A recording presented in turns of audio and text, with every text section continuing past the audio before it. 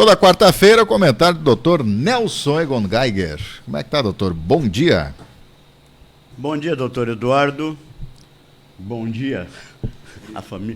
A família inteira está presente aqui, que bom. Né?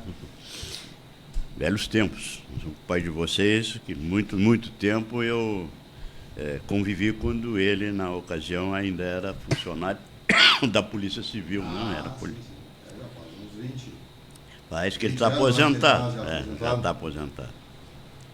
Mas amanhã eu gosto de falar em datas históricas.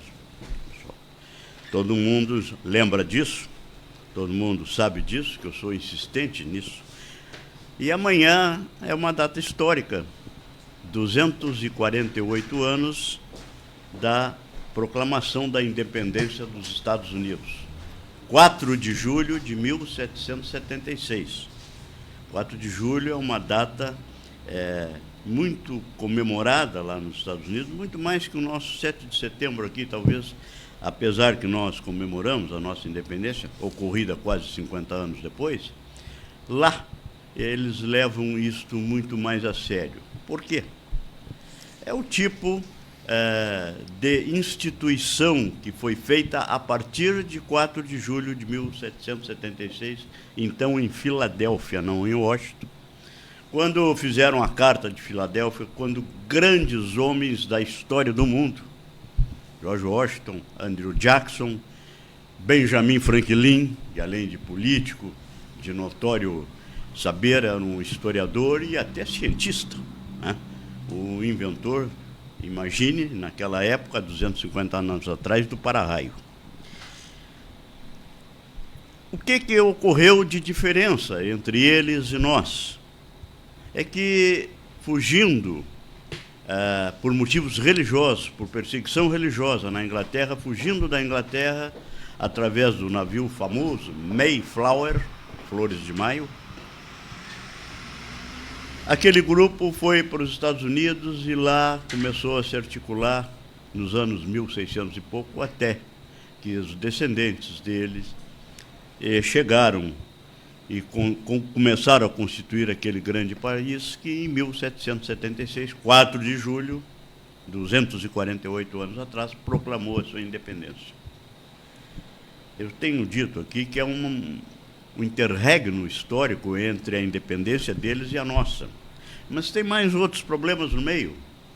Eles foram, no início, a grande parte que articulou, a grande parte que trabalhou nesse sentido de independência daquele território do Reino Unido para sair da Inglaterra, para sair de colônia inglesa, eram pessoas intelectuais e eram pessoas que tinham boa formação cristã, fugindo por perseguição religiosa, e uma perseguição religiosa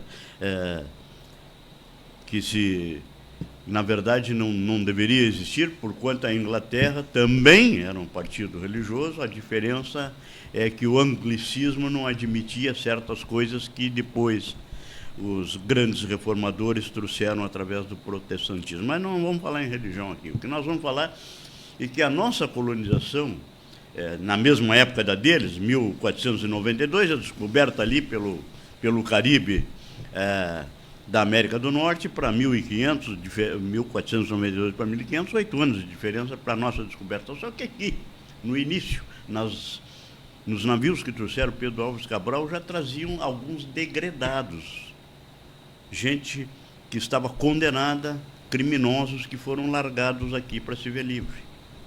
Isso por si só não seria problema na minha ótica, tanto que a Austrália, foi lá que os ingleses largaram os condenados deles, e a Austrália hoje é país de primeiro mundo.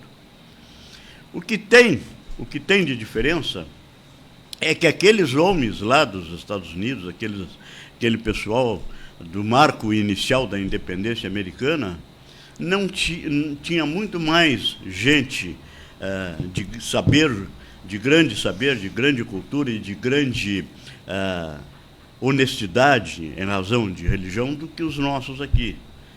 É verdade que o nosso imperador, Dom Pedro I, que proclamou em 1822 a nossa independência, era um homem intelectual, não vamos desprezar isso aí, era um homem preparado. E estava também, como os Andrade Silva e outros, homens preparados. Lá nos Estados Unidos, lá imperou também nesse início a maçonaria, mas aqui também no Brasil. Tanto que dias antes da proclamação da República Oficial, 7 de setembro, já havia sido prometida por Dom Pedro I, dentro da loja maçônica, no Rio de Janeiro, a proclamação da nossa independência. Mas o problema ainda não é esse, é que eles fizeram uma Constituição lá, aqui nós já fizemos 7/8, muito bem feita no início, e aquela Constituição que até hoje vigora com algumas emendas, acho que não tem 40 emendas ainda, desde 1776. No Brasil nós temos 7, 8 Constituições, e essa última já tem mais de 200 emendas, que é de 1988. Essas diferenças talvez permitissem que o governo deles fosse melhor, que a orientação governamental fosse melhor. Não quer dizer que aquilo lá seja um paraíso, não quer dizer que lá não tenham ladrões, não quer dizer que lá não tenham corruptos até no meio político, não quer dizer que lá teve uma certa época que, inclusive, a máfia dominou com força, diferentemente daqui, que agora o que acontecia lá com drogas, isso e aquilo, há 50 anos atrás, na década de 50, na década de 30, há 100 anos quase, na década de 30, na década de 20, está acontecendo no Brasil agora. A diferença, volto a dizer, foi a maneira como conduziram. Lá é presidencialismo como aqui. Este é o erro administrativo na minha vista, porque entrego tudo, o comando, por uma pessoa só. Mas há uma diferença. Tem certos cargos governamentais de nomeação do presidente dos Estados Unidos que não podem ser simples nomeação sem passar pelo Congresso. É aquilo que eu falei a semana passada. Às vezes, pessoas que têm mácula no passado, que têm registro de antecedentes, ou que cometem algum deslize quando são integrantes do governo, tem que cair fora, porque não mostra tranquilidade à população. Então, nós precisamos entender que nós precisamos corrigir o nosso país. Mas não vamos. Ainda existe muita criminalidade nos Estados Unidos, mas eu vou lembrar só um combate ao crime que houve em Nova York, pelo prefeito, foi prefeito 2 ou 3 vezes de Nova York, o Giuliani, que era originário do Ministério Público, era um promotor, que limpou Nova York da criminalidade. O que nós estamos tendo dificuldade no Brasil. Nós estamos, e pior, ele limpou Nova York há 20 anos, há 30 anos atrás, 20, 30 anos atrás. Nós estamos aqui, ainda no Brasil, sofrendo essas consequências, agora, nos dias atuais, no 2024. Mas vamos encerrar, aquilo lá não é um paraíso, mas é um bom lugar para se viver. Nós não temos um paraíso. A utopia, Sir Thomas More, quando escreveu a utopia, era uma imaginação que não podia acontecer. Era algo, como até hoje a palavra está inserida na nossa linguagem, era algo utópico, algo inalcançável. Eu falei aqui há muito tempo atrás uma pequena referência a um local chamado Brigadoon, que é uma lenda que existe, de origem inglesa, de um lugar que era um lugar sensacional, que era um lugar que todas as pessoas viviam bem e eram felizes. Só o que aconteceu? Tiveram que pedir a Deus que esse lugar apenas existisse uma vez. Na lenda é absurdo, porque era uma vez em cada 100 anos, ou uma vez em cada 10 anos, mas deveria ser uma vez por mês, ou uma vez por ano. Aquela cidade voltava, aquele local voltava, e as pessoas brincavam, eram felizes, eram faceiras, eram tudo, não tinha crime, não tinha nada. Mas isso também é utópico. Nós vivemos num mundo que, infelizmente, tende muito mais ao pecado, à corrupção, do que às coisas sérias. Mas o que nós vamos fazer? Tentar aperfeiçoar para chegar nas coisas sérias. Mas para tentar aperfeiçoar, é preciso algumas correções. O homem falhou. E uma das correções que eu sempre digo é o parlamentarismo, porque se tira da pessoa que governa a chefia de Estado e a chefia de governo.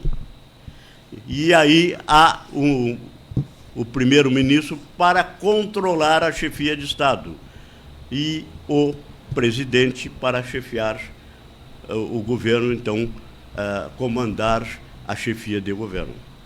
Essa divisão, se ocorresse, um dia seria bom. Quando houve aqui o plebiscito para escolher entre monarquia, parlamentarismo e presidencialismo, ganhou o presidencialismo disparado. Eu preguei naquela ocasião aqui em Camaquã, fizeram palestras e eu fiz palestras sempre a favor do parlamentarismo. Meus ilustres colegas, Dr. Nelson Buchaim, pregou pelo presidencialismo, o Dr. Fúvio pela monarquia parlamentarista. A minha era o parlamentarismo simples com o presidente da República. Tudo isso é para encerrar com o que consta na mídia hoje. A mídia hoje, tanto a mídia via telefônico, via internet, como no jornal que eu leio todos os dias, impresso. A 0 Hora traz na capa, na página 3 e depois na página 11, que o primeiro mandatário que tem a chefia de governo e a chefia de Estado, volto a dizer, devia ser separado. Falando essa semana, 3 vezes 3 desastres de manifestações que fizeram com que o dólar implodisse, subisse gradativamente, está subindo a toda hora. Isto é a manchete desses 3 lados da 0 Hora que eu estou mencionando. As palestras, as manifestações presidenciais provocaram a alta. E, na página 11, numa das 3, diz que o ministro da Fazenda tenta segurar. Quer dizer, não há nenhuma identidade comum entre as duas manifestações. O ministro da Fazenda, que para mim é fraco, que foi o mais incompetente prefeito da cidade de São Paulo até hoje, Fernando Haddad. Mas, mesmo assim, como tem uma formação até, embora nunca tenha exercido, ele mesmo disse, uma formação de profissional da área da economia, ele pretende e tenta segurar, mas com as manifestações daquele que tem o poder de ter a chefia de Estado e a chefia de governo, ele não consegue segurar. Infelizmente, parte do MDB, que não me serve, do MDB que se aliou a esse grupo que desmanda, que descomanda o Brasil, que anarquiza a nossa economia, que atrapalha tudo e que não é sério, que não merece a atenção nossa. Infelizmente, ainda tem parte do PMDB, como a ministra que está lá do Planejamento, Simone Tebet, também tentando e não conseguem segurar. Essa dicotomia, essa dificuldade administrativa vai nos custar muito caro. Não pense a senhora e o senhor, nós estamos num ano eleitoral. Não pense a senhora que me ouve, o senhor que me ouve, os jovens que me ouvem, que isto aí vai dar bom resultado. Para dar bom resultado, nós precisamos frear este governo, essas medidas insensatas desse desgoverno que não sabe comandar, que só tem interesses parciais, interesses partidários, querendo colocar o partido acima de tudo, quando deve ser a nação acima de tudo e não o país.